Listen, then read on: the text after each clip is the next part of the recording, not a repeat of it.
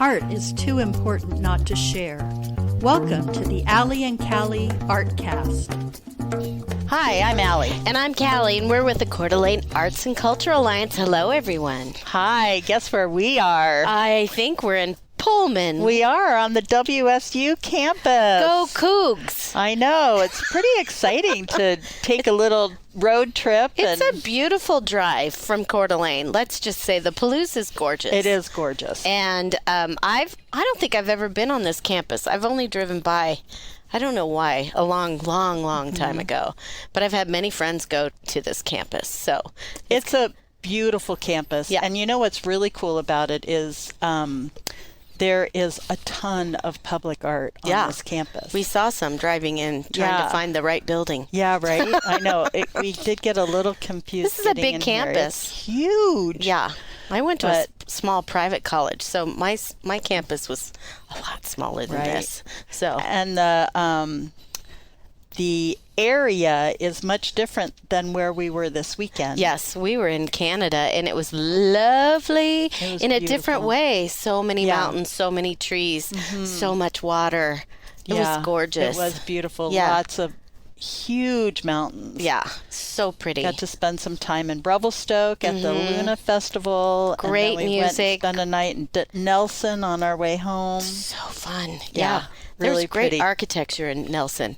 If you ever get a chance, go check out those historic buildings. Yes. We stayed in a great hotel, Hume Hotel. The Hume Hotel. It was Beautiful. really nice. We had a great Very room. old. Yeah.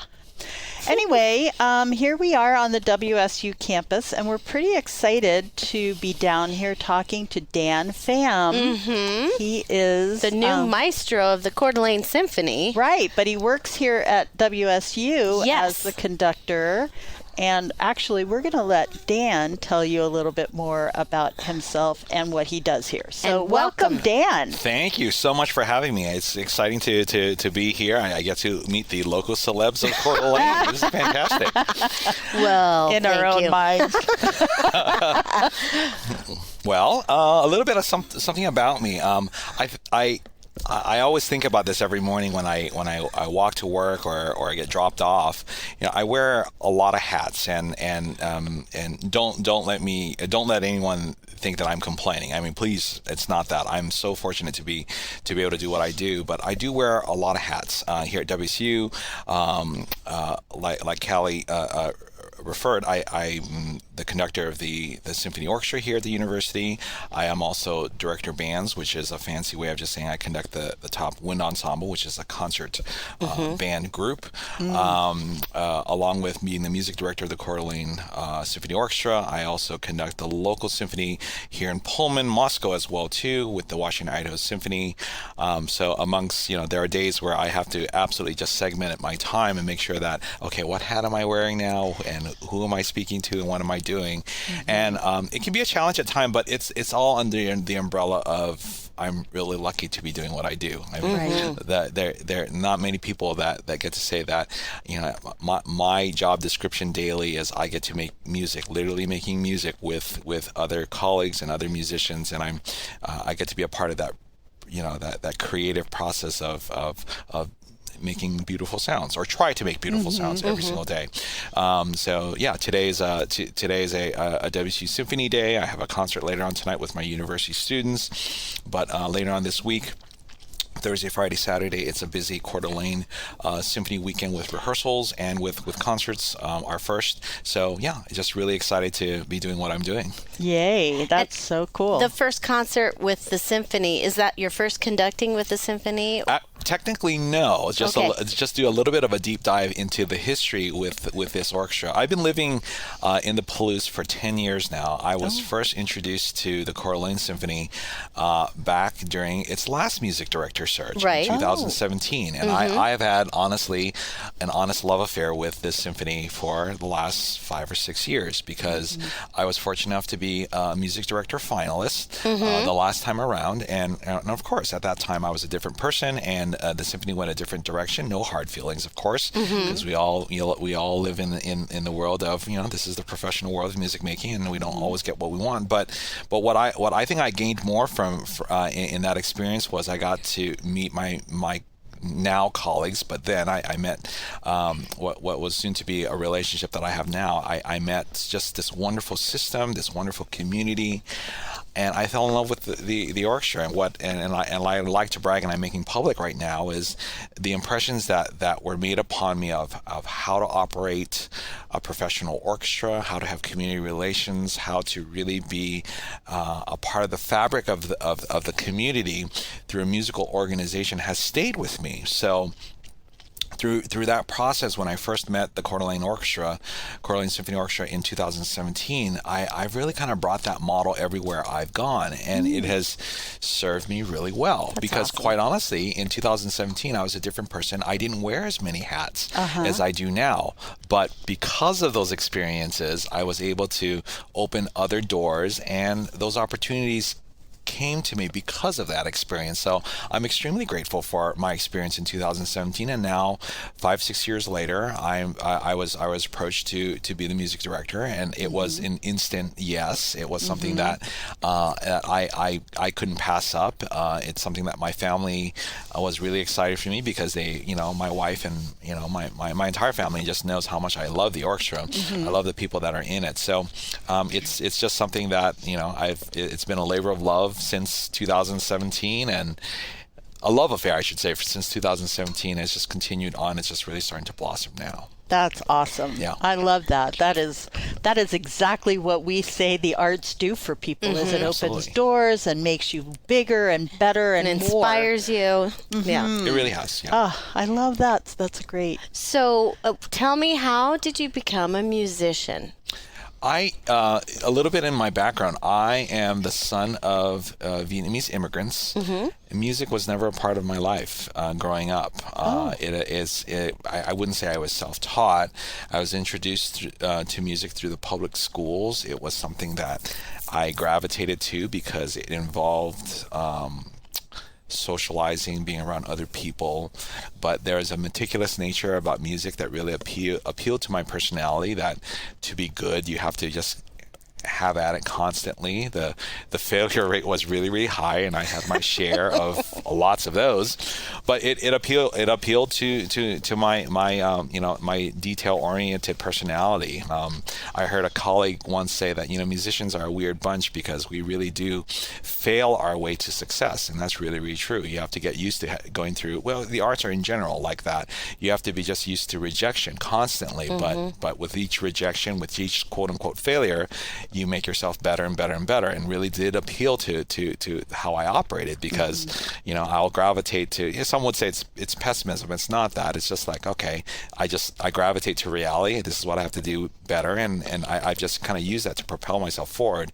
But yeah, I grew up in Hawaii, so life was hard there. I bet. So hard. But growing up there, as soon as I graduated high school, that's essentially I really did move away when I was 18. I was fortunate to have parents that were extremely supportive in my pursuits in a discipline that they had no understanding of, because music was not a part of my life. My relationship with my parents growing up was seeing them, leave the door every morning, working their 2 to 3 jobs a day as they were immigrants. So it was really, living. It was a life of living on my own, really, with the support of my parents from afar. But they were just always very supportive of they knew that this is something I was good at, or it made me happy, and they wanted me to have a chance to pursue. And to be quite honest with you, it wasn't until really recently did I get confirmation of my parents really understanding what I do. I think, there's no real true, there is, but there isn't really a true translation in Vietnamese to what a conductor does, because it's so rare to see that profession in Vietnam. So, I mean, for years and years, my parents just said, well, Dan just teaches. And that's accurate, because I do teach. Well, you do, I absolutely do teach that. Yeah. I am a teacher. I am a music teacher. So growing up and going through school, it was a lot of just doing things on my own, but that's the life of a musician. You sit in a practice room and you read and you just absorb things that are around you. I taught public schools for nearly 10 years in Oregon.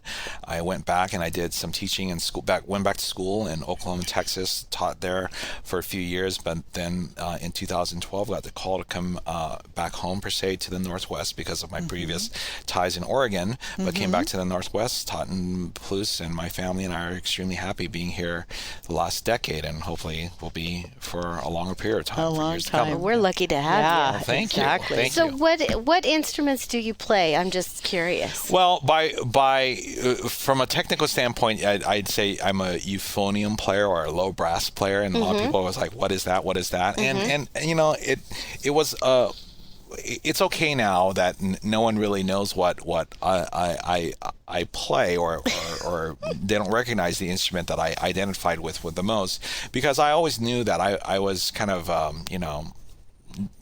It was an oddity of what I do, especially with the route that I was choosing to pursue. But you know, performing on an instrument that had limited repertoire, or it wasn't as vast as violin or piano.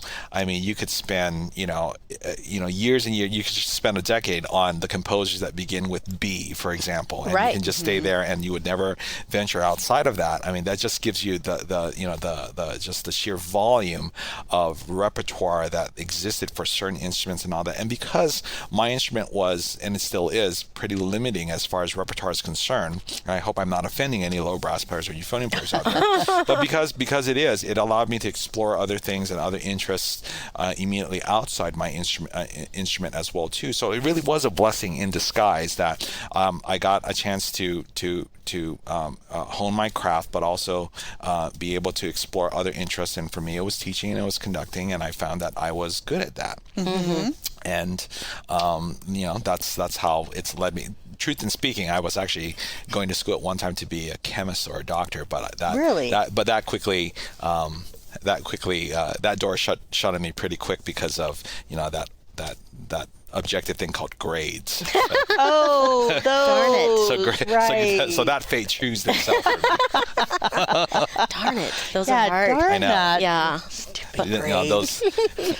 Those chemistry and medical schools, they're pretty hard. Yeah, they nowadays are. when Absolutely. They demand It's kind of grades. that different side of the brain too. It is. Yeah. So you've got that left side, right side, right? Yeah. And the artistic side is the right side. So we're all right side brain, right? Yeah. I feel like I'm a good balance of those. Oh, I'm not. I'm not right sure side. that's true, and somebody else might argue that point.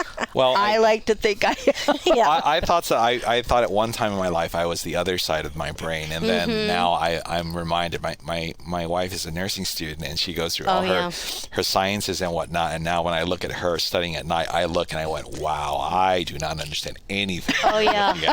So I'm quickly reminded the reality of my being one-sided.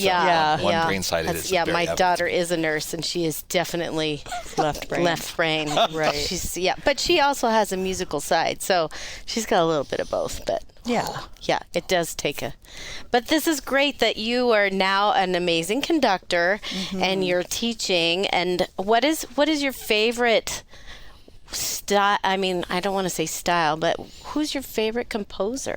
Who's my favorite composer? It's because I'm not copping out here. It's because of the hats that I wear. When you deal with, for example, a concert band or a wind ensemble, that primarily deals with repertoire of contemporary living composers. Right. It's not unheard of. In fact, on our next performance, I'm conversing with composers who wrote pieces for us. That's awesome. Which is incredible. Yeah. But at the same time, on the other end, I have this is a season that has Stravinsky, Beethoven, and I love those works as well too. And I'm sure we'll get into this as well too. Something that more specifically, American orchestras are going through right now, that we are, many American groups are trying to diversify their repertoire a little bit more. So I'm trying to do my due diligence of course, we all have our steady appetite of your Beethoven, Mozart's, Haydn's, and that's extremely important. It's a reason why we call it part of the standard repertoire or the core repertoire. But there are other composers that will start to kind of sneak in. Right. Our first fundraising gala, we had a composer by the name of Samuel Coleridge Taylor. He was an English African composer, and his music is absolutely delightful. And you listen to his music, and you sit there and you think you're listening to a 19th century version of Beethoven. Wow. So alongside with a concert that we're doing this weekend, we're performing Stravinsky, and that is a part of core repertoire, and everyone will be very familiar, or can look on YouTube or find anything on iTunes. It's like, okay, there are a million recordings of that piece that we're performing or above that composer, but alongside we're doing a living composer by the name of Omar Thomas. So a piece that memorializes the Carolina church shooting from years ago, that tragedy that was there. So trying to do a little bit of a mix. I mean, so to answer your question, it is, I Beethoven. I love my Beethoven. I love Mahler. Those are composers that I absolutely adore. But there are living composers that I'm starting to do these deep dives into. Omar Thomas is a favorite character, favorite composer of mine now. But it comes and goes. To be honest with you, I mean, it really comes with each cycle. Right. And when the next cycle comes in, I'm sitting there. We have a Fulbright scholar here in residence from Malaysia, and very soon after this weekend, when the next cycle comes through, I'm doing a deep dive into his music as well too, which is very environmentally inspired, with bird calls and recordings and all that. And to a certain extent, he will have to be my favorite composer at that time as well too. So I'm not avoiding your question. No. It's great because it does come and go. It's great because you will tap on the classics and then bring in new composers that people haven't heard. And I like that because not everyone has the opportunity, or they don't even think to listen to new composers. Right. And a lot of times I think it's because we don't know who they are. So. Hey y'all, it's Jason from Tubbs Coffee Roasters. We are North Idaho's specialty coffee roaster.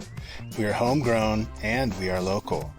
We love coffee and we love our community, especially Allie and Callie in ArtCast. We have a retail space in our roastery in Hayden, and we can also be found on the shelves at Super One and Yokes. And if you like to buy coffee online, we do offer subscriptions. You can find us at tubbscoffeeroasters.com. Support arts and culture and your local roaster. That's all. The whole idea of conducting, it was interesting because this weekend we were talking about conducting, and I had the unique opportunity years ago when the festival at Sandpoint actually had a Schweitzer Institute, which was run by Gunther Schuler, who was a pretty major conductor. One of the most influential 20th century conductors and conducting teachers. Yeah, he was amazing. Absolutely. He lived in Spokane and worked in Spokane, and he was the head of this institute. And they would bring musicians from all over the world to this institute to study up in Sandpoint on Schweitzer, where they got really in-depth music instruction. And they had a very unique program where they brought conductors in that were learning to be people who were learning to be conductors in, and they got to study for that extensive period of time right under Gunther Schuler. Absolutely. And as a member of the arts community, I was invited to come and witness and be part of this this conducting class, this workshop. And it was fascinating. And so what I realized is the conductor really is a very important part of the symphony or the group of, the music makers. And so I'm interested to hear your perspective on what it takes to be a conductor. And, it looks like you're just up there waving your wand. It really doesn't. Everybody obviously knows the music when they come in to perform. Sure. So tell us a little bit about the conductor's role. That's a great question and a great setup as well too. Conducting has always been traditionally, and I teach a conducting class here as well too, and I even say it to my own conducting class, like literally a class of soon-to-be conductors or music educators, that conducting, the art of teaching conducting these days has gone through a transformation. Because if we were to be in 1940 or 1950s and you wanted to be an orchestral conductor of any sort, essentially you would take on that medieval apprenticeship role of following your conducting teacher around, and you sit at the piano for 8 hours a day and you're playing whatever scores that were there. The art of the idea of conducting pedagogy, of something where there are 15 conductors working with Gunther Schuler, is more of a late 20th to 21st century idea. In my opinion, you see it more these days and it's marketed as such. But you look at just these various documentaries, how our who's who of names as far as people that you see online and conducting these famous concerts, from Leonard Bernstein to you name it, with Carlos Kleiber, all these folks, they were just one student with their one conducting teacher, and that's how they were taught. And they followed on. They would talk about music all the long day. They would play their scores on their piano, and that's really how they would conduct. The art of actually conducting pedagogy was really never discussed. Now we actually see it more common, where you have these symposiums where a master conductor is there teaching others how to do that. And it's a weird thing because there really is no recipe how to become a good conductor. To answer your question, what I think what it takes to be a good conductor is essentially I think a conductor is a musical facilitator, a communicator between what the conductor envisions what the music is supposed to be like, communicating to the musicians that are performing it. But actually that conductor is also a direct line or communication line to the composer, because essentially the roadmap is the music that you're performing, and you're trying to tap into what the composer's thinking, interpret through the eyes of a conductor, communicating to an orchestra that's in front of you, or any group that's in front of you. And we're all trying to point in the right direction. So a conductor, essentially through insinuation, through gesture, through verbal instruction, rehearsal technique, or whatever, where a conductor is tasked with moving the musicians in that direction. Sometimes it is a very dictatorial role. That's becoming more and more rare. These days, it's more of a collaborative or a facilitatory role as a conductor is, and more successful conductors are finding that that's really the model to work to work off of, because you're dealing with musicians, arguably, who are better musicians or equal musicians to you on the podium. That is certainly the case for me with the Coeur Orchestra, because I have brilliant colleagues that are sitting in the orchestra, and for me to sit there and say that I know more than you, you must do the following. It's never that. That doesn't work, and it's not my management style either. It's more of a collaborative style and making sure, can we do this, or can we think about it this way? Now, in the interest of time, a lot of times it does take, like, okay, we should do it this way, or I need for such and such section, I need for you to do this because we have disagreement and we need to agree a little bit. Need a leader. Exactly. Yeah. And so there's so for me to say that there isn't a directing role, I'd be lying if I said that there wasn't any of that. But these days, I think being an excellent communicator, being able to be collegial, I think is extremely important. But first and foremost, it's about the music. You have to be learned. You have to know, the reasons behind the music that you pick. Is there a thread between the pieces that the program that you've selected? Can you communicate that to the audience? Can you communicate your interpretation or your ideas to the musicians that are trying to put that together? All those things come together. If you don't know your music, if you don't know how the tune goes, if you don't know how that all falls apart. But I think conducting really is more than just moving your arms around. As I tell my students, if there's no substance behind what you're doing in movement, then you're just miming. That's essentially what it is. If there's no understanding to what your gestures mean, if you know that it has to be a certain speed or a certain style, a certain kind of release, where you're supposed to breathe. If all those things are not incorporated into what you're showing physically, then you're miming to a group, and it's meaningless. The conductor has the emotion of the whole orchestra. Yeah. For me, because I was in band and orchestra in high school and everything. So if without that, it again, I feel like they are the emotional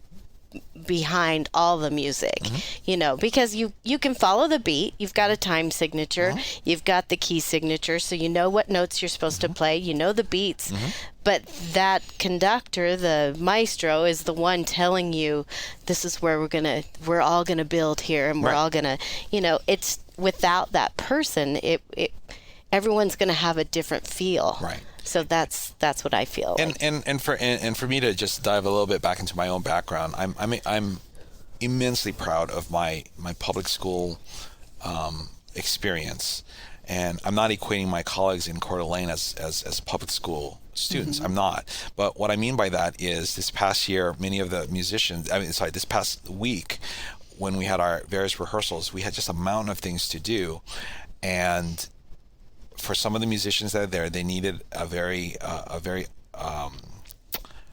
square one approach to breaking what we had to learn down. A very, very, point A to point B to point C to point D approach to how we learn the music at hand. So, so I had a roadmap, I had a lesson plan. We had to go from here. This is how we think about this passage here. So there was more teaching, if it makes sense. There was more teaching involved than there was conducting.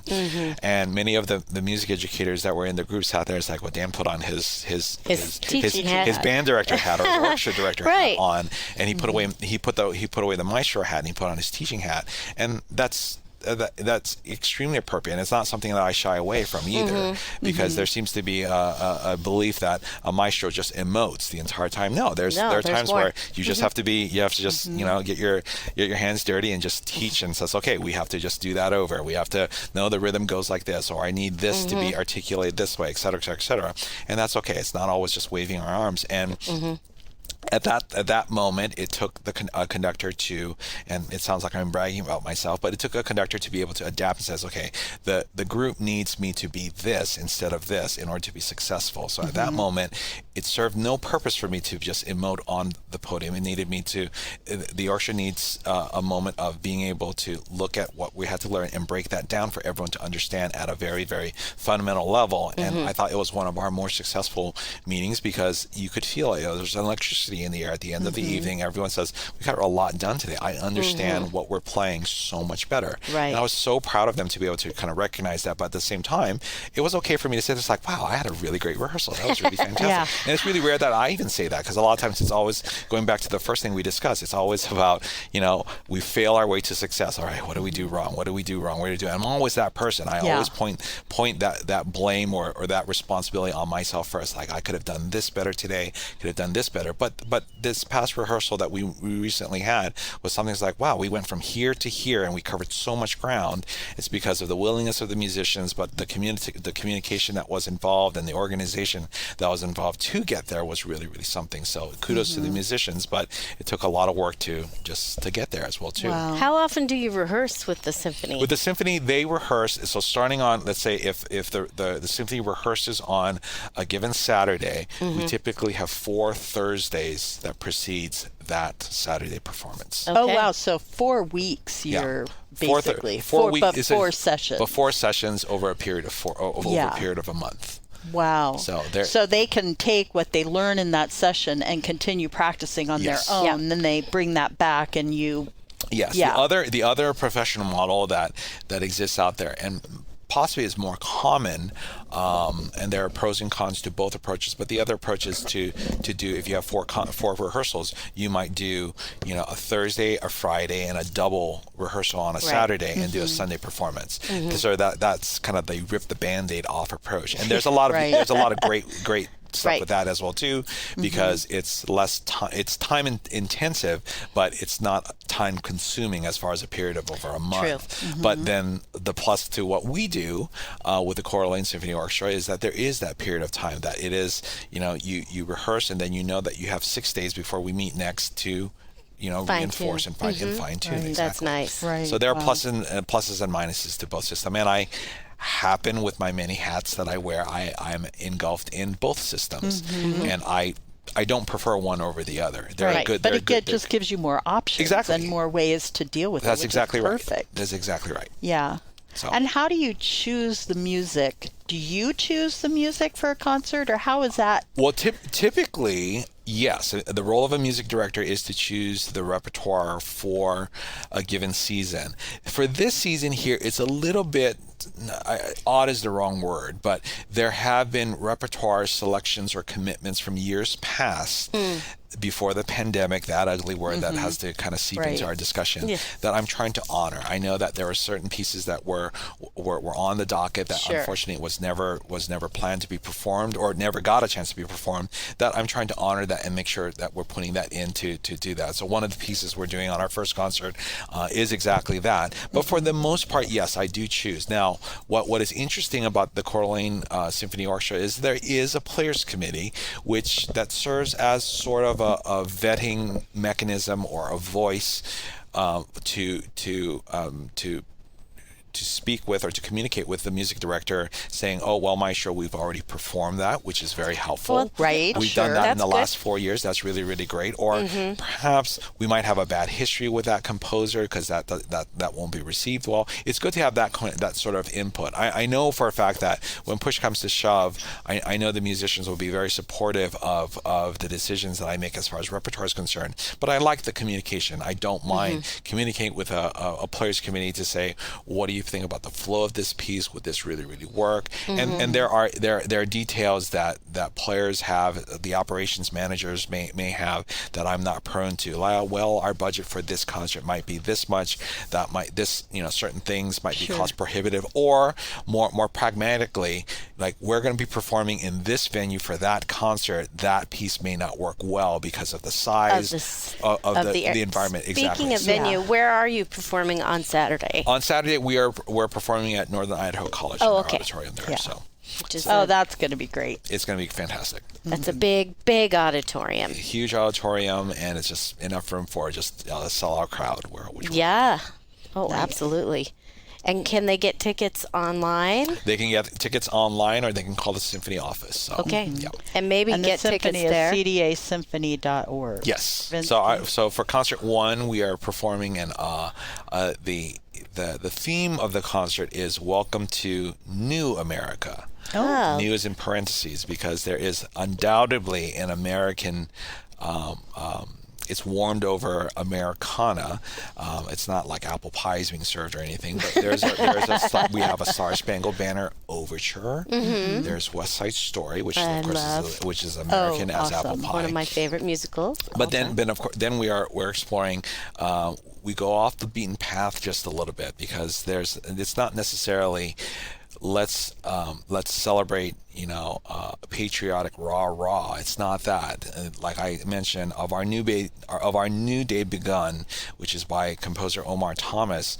It memorializes the events of the Carolina shooting, the 9 that passed away, and that horrific shooting from years ago, and is a piece that has a little bit of everything. There are moments of extreme chaos. There's no depiction of any shooting in the music itself, but it is something of high emotional value, and it's important to be able to talk about there are sides to American music that does look at these sorts of topics. So as much as we have the rah Star Spangled Banner overture, and we have the celebration nature of West Side Story and all the topics that deals with, we also have an ugly side as well too. Ultimately, the piece that we're performing is celebratory because it does celebrate the human spirit and the resiliency of what we go through, which is very Americana. I think it's important to be able to feature on an American concert that not all the themes are necessarily rah happy. Right. The last piece on the program is by, unusually, Igor Stravinsky, and everyone sits there and says, well, Dan, and the musicians themselves said, what is American about that? He wrote that when he wasn't in the United States. It's based on Russian folk songs and dances, and that's true. Everything about Stravinsky's Firebird is Russian. However, what I did instead was I chose what a lot of people may not be aware of is when Stravinsky immigrated to the United States. And he was one of those 20th century personalities, those composer personalities that was embraced by the American culture. He achieved celebrity status as a composer. That does not happen at all. Not today, not ever. He was on the cover of Time magazine as a composer of classical music. That does not happen. Ironically, since Leonard Bernstein. Leonard Bernstein was another composer that we celebrated, but he's more synonymous with Americana lifestyle and music and whatnot. But Igor Stravinsky, when he was a composer and he taught in California, he achieved his stardom, his fandom, as an American citizen, as an immigrant into the United States. The piece that we're performing, the Firebird, you can find interviews that by Stravinsky. He famously conducted it with the New York Philharmonic, so he was exposed to a wide world audience, an American audience. Furthermore, but he famously said that the Stravinsky the Firebird Suite, which I composed, I must have conducted it 1,000 times, and he said that in print.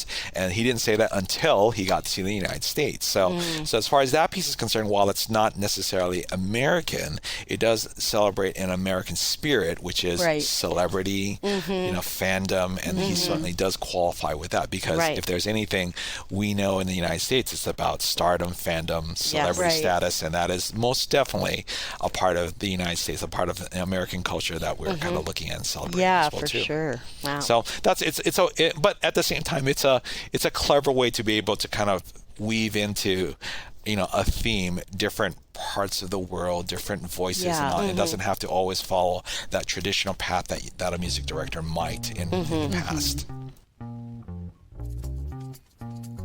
Hi, Allie here.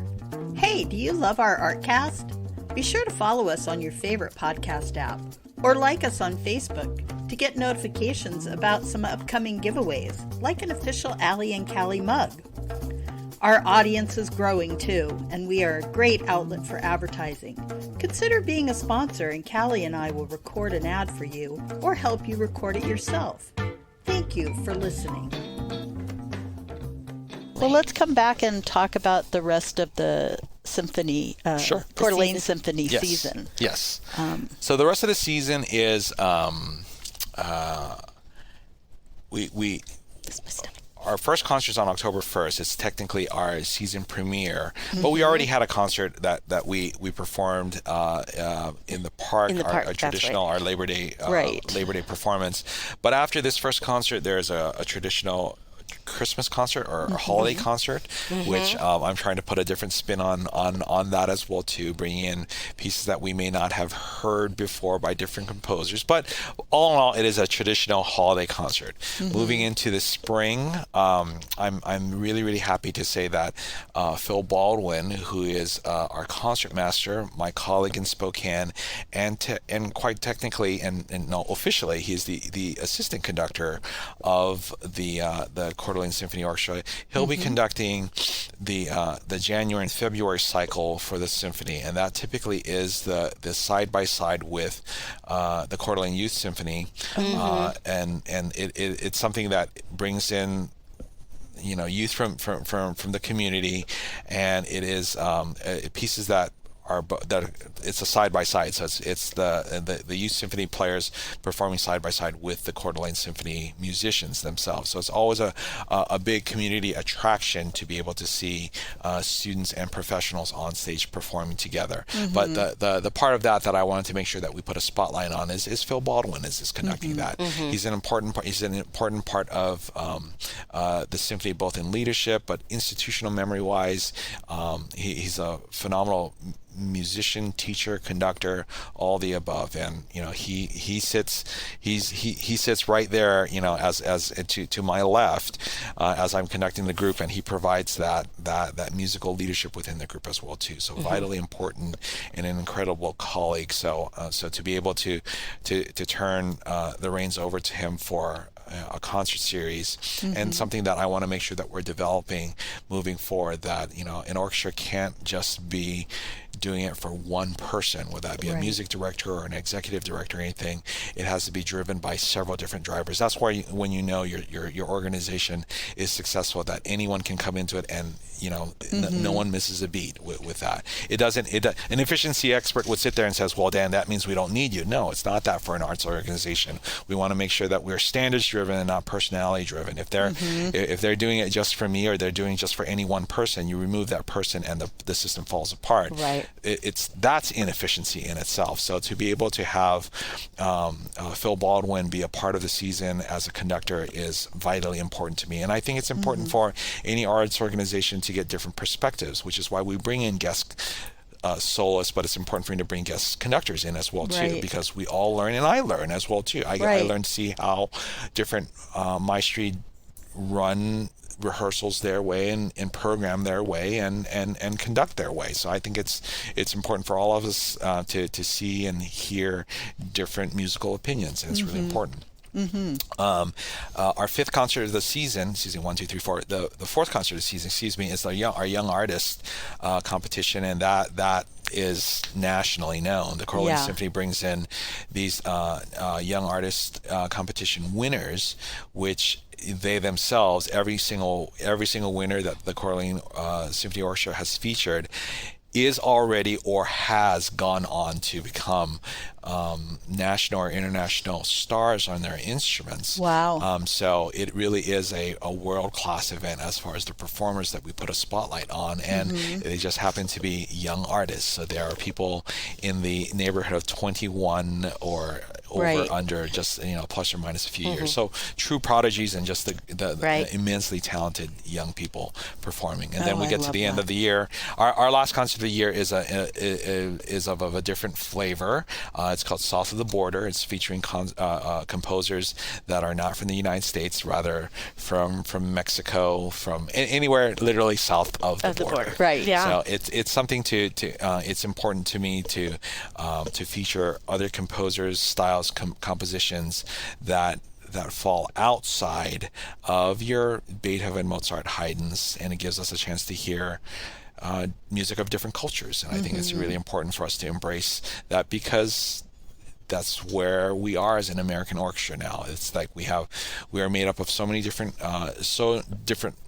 many different musicians, so many different composers are writing for us, that it would be criminal not to feature those different styles and composers and backgrounds. That's great. It's interesting that you say that, because especially after I went to that conductor's workshop, one of the things that was that I learned from somebody there was that conductors have traditionally been fairly egotistical.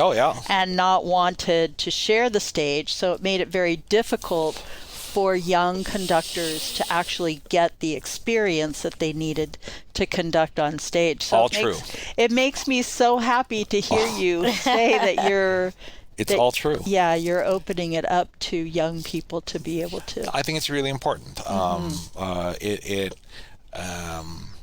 And I feel irresponsible saying this, but I do know that there is chatter behind the scenes like, oh, Dan does it so differently. I mean, he gives up the podium to other people, or he brings in so many different guests and all that. And I really think that it's not about me. It has to be about the musicians. It has to be about the community.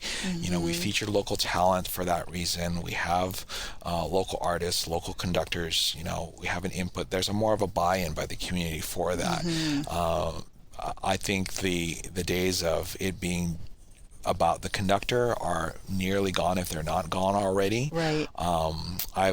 This is true when you go through school. I mean, you go through various different business meetings. You hear executive directors say this all the time. They said that conductors are a dime a dozen. The thing is that if we don't like this conductor, we can just get rid of him or her. There's going to be 100 more lining up at the door, because who doesn't want to conduct an orchestra? And that's really, really true. So it's extremely important to play nice, be nice, but doing it in a way that you're not patronizing your audience or your musicians. It really is about a proper management style. It's a proper way to be collaborative and collegial, and I think I do believe that is the new model for the 21st century conductor.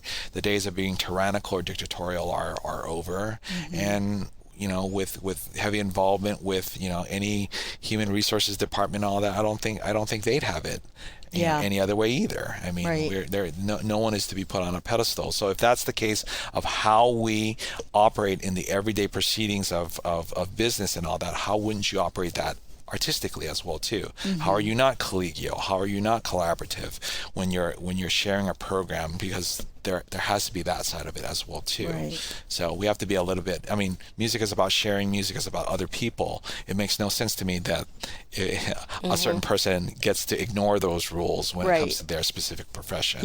In music. I mean, that's true of the arts, and the arts is all about embracing differences and accepting. Everybody. Right. And so it makes sense that you would promote and encourage young people to come in and take over. And it takes a little bit of adjustment, and I know this for a fact. Like as we change a little bit of our programming ideas, where we'll feature more women composers, more composers of color, diversifying what we present to our audiences in Coeur d'Alene. It'll take a while because a lot of people do it's hard to let go of Beethoven, Mozart, Haydn, and I'm not letting that go. I've never let that go. Right. You look on my stand here, I have a Beethoven score staring at you right there. So it's not that at all. It's that, but at the same time, as much as I think that the theme of this conversation has been about sharing and collaborating as well, I think Beethoven can share the stage a little bit with other composers as well too, because certainly during the 17th, 18th, and 19th century, they were composers and conductors were very, very open to performing. Hey, look at this Ludwig guy. He's writing these new symphonies, and we should be performing this. I think we have to have that equal openness to promote. Because we don't know if we're living in a time of another Beethoven or another Mozart, and how would we know if we don't perform those people? So it's really, really important. I think I have to be as open to performing these new voices, these new composers, as I have that enthusiasm for looking at. I get to do Beethoven's Seventh Symphony or Fifth Symphony this weekend. I mean, there has to be an equal level of excitement to do that. Right. Because if we are not, we're going to stay in the past. Yeah, we're going to stay in the past. It's nice to educate people that there's more out there that you just maybe haven't heard it. And it's true, and I think the artful, I think the skill is to do it in a way that's not patronizing. It's not condescending. Like, I'm here to educate you. No, it's not that. It's like, here's something that, maybe you didn't hear this. Maybe you've never heard this before, and you might end up liking it a lot. And you might love it. You might love it. Exactly right. Yeah. So hopefully, it's new. With a new director comes new visions, and I hope to bring something of a little bit of all the above. But so far so good. I mean, starting 5 years ago, and certainly having my first concert in May with the group. This is my first official concert of the new season, but I did come in at the end of last season just to kind of tidy up that season and just tying up loose ends and all that. But it was a successful first concert from last season, going into the Labor Day concert and going into this weekend, and for the rest of the season, it looks like things are pointing forward and very, very exciting. Yeah, it is exciting. And next summer, we are looking forward to having the symphony come back to our Riverstone Summer Concert Series. Wonderful. We've, traditionally done a small orchestra, but we're hoping for a larger orchestra. Maybe not the full orchestra, but, just a real presence on the stage, because we have We've an had audience. them in the past. Yeah. And it's always a great concert. It's always really well received by the community. That's wonderful. That'll be fun. Well, we really appreciate you meeting with us. Well, thank you. Thank you so much. It was a fun drive down here to come down and get inspired by the campus. Well, you're certainly knowledgeable, and we're glad to have a new voice for our symphony. I love this orchestra very dearly. I say it very openly to the group themselves. I say it to their faces as behind their back as well too. I mean, I do absolutely love this orchestra. I adore my drives up there. I am rejuvenated every time I meet with them. I collaborate with them. It is just such a a pleasure to be in front of them. And you sit there and there's always that thought that, oh, is the honeymoon period over, or yeah, right. am I is this gonna wear off? No, so far so good. It's been really a great shot in the arm to be able to collaborate with new faces in the room, but just making music with them. And like I said, it's been a love affair that I've had for over 5 years now, and I'm honored to be with them and to be in that area. My wife loves that area as well too, as my family does. So it's just incredible to be able to just make all this music with the musicians there. Well, we're looking forward to hearing more. That's right. Fantastic. So don't forget the concerts at NIC Saturday night, probably 7:30. 7:30. All right, get your tickets. CDAsymphony.org. Yep. Or call the Symphony. That's right. Yep. Thank you so much, Dan. Yeah. Thank you, Allie and Callie. Yay! Well, and I'm Allie. And I'm Callie. And whatever you do today, make sure it's creative. And maybe listen to some new music. Yeah, try something new. The Allie and Callie Artcast is a program of the Coeur d'Alene Arts and Culture Alliance and is sponsored by NIA, North Idaho Alliance, a women-based leadership organization designed to inspire, uplift, and impact your community and lives. And Tubbs Coffee Roasters, globally sourced, locally roasted coffee.